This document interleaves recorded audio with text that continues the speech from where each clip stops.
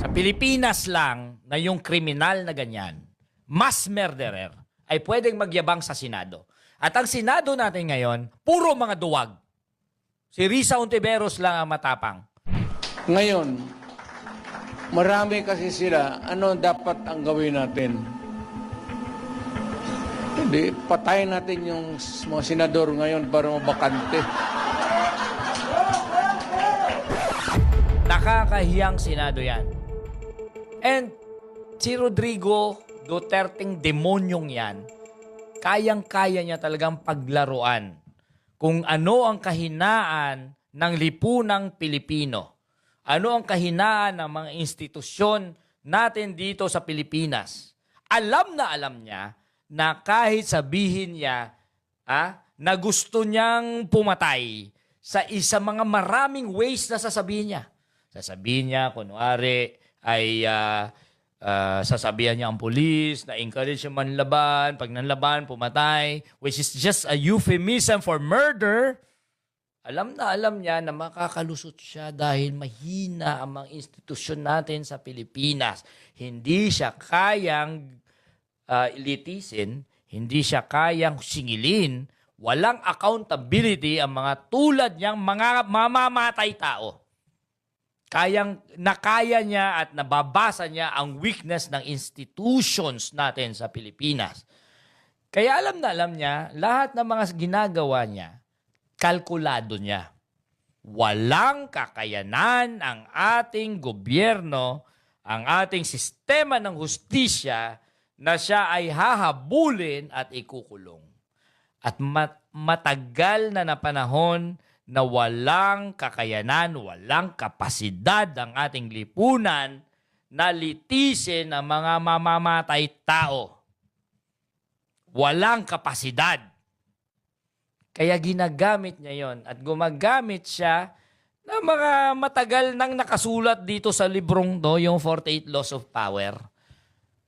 Gusto ko lang ipakita kung ano ang mga ginagamit niya, mga rules sa 48 Laws of Power.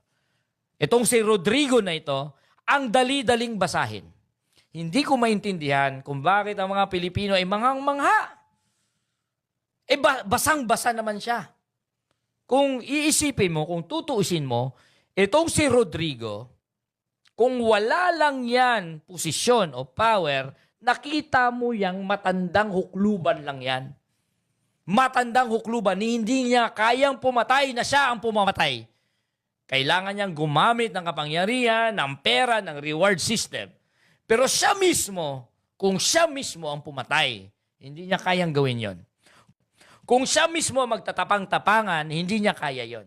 Kailangan niyang gumamit ng mga pulis na binabayaran at gagawin niyang killer para magtapang-tapangan. Alam mo yang si Rodrigo na yan, once na kinol mo yung kanyang threat, urong yan. Urong. Anong sabi sa kanya ni Marojas? Sabi niya, suntukan sila ni Marojas. Sabi ni Marojas, suntukan tayo. Urong. Anong sabi sa kanya na gusto niyang makipagduelo sa Davao? Na kinol ang kanyang duelo. Urong. Duwag yan. Gumagamit ng pulis na binabayaran. Kung siya mismo ang gumawa nun, sige nga, tatagal kaya siya? Tatagal kaya siya? Siya kaya magdala ng sariling baril? Siya kaya ang pumatay? Tatagal kaya siya? Hindi yan tatagal. Kita nyo naman ang itsura, di ba? Matandang hukluban. Wala na dapat power yan.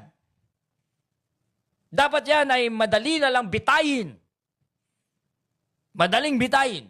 Pero kayang-kaya niyang paglaruan ang kahinaan ng ating sistema dahil ang kahinaan ng ating sistema ay hindi siya kayang bigyan ng accountability dahil inutil ang ating mga institusyon, ang ating mga senado, inutil sa mga tulad niyang ganyan at nababasa niya ng matindi, nababasa niyang klarong-klaro. He could just run circles around the senators. And he knows, ang mga senador na yan, si Risa Hontiveros lang ang matapang, ang lahat dyan duwag. Duwag. Si Pimentel ay duwag. Si Bato de la Rosa ay tao niya. Si Robin Padilla ay walang alam. Bobo. So kayang-kaya niyang he could run around circles and he could just simply apply yung mga 48 laws of power at pinaglalaruan niya lang lahat. Pinaglalaruan niya and nandirito lahat yan. In a nutshell, ang ginagawa ni Rodrigo, he simply unsettles everyone. Unsettles everyone, he becomes unpredictable. And he's very adept in applying kung anong nakalagay dito sa 48 laws of power. Being unpredictable, unsettled people, admit some, surrender tactic. Diba? Pero the thing is, dinideceive niya ang lahat. You know, the reason kung bakit ako nagre-react ng ganito, kasi kitang-kita ko kung gaano ka-loser yung taong yan. Loser! Loser! And ang aking lingwahe ay nanggagaling sa fact na sila ay loser talaga. Na kung hindi lang tayo magpapaloko sa mga tulad ni Rodrigo, kung hindi lang tayo magpapaloko sa mga tulad niyan, walang power sa atin yan. Wala. Zero. Mamamatay na nga yan eh. Zero. That's the reason why, pagdating sa elite, wala akong keme. Sa lingwahe, sa lahat, I will mock the elite. Dahil they don't deserve my respect. I will mock them para makita ng lahat na wala yang mga yan, ampaw yang mga yan. At ang totoong power ay nasa ating taong bayan na inaapi nila. Kaya tingnan nyo si Rodrigo for what he is. He is an old man about to die. He is not charismatic at all. He does not articulate well. He is kind of cuckoo. He cannot even articulate. And I don't really understand kung bakit sa lipunang Pilipino yang si Rodrigo ay nakakapangloko pa. Hindi ko talaga maintindihan. Baka naman ang lipunang Pilipino ay going to the dogs na talaga. Kung may naniniwala pa dyan, sa matandang hukluban na yan, going to the dogs na talaga ang lipunang Pilipino. Going to the dogs.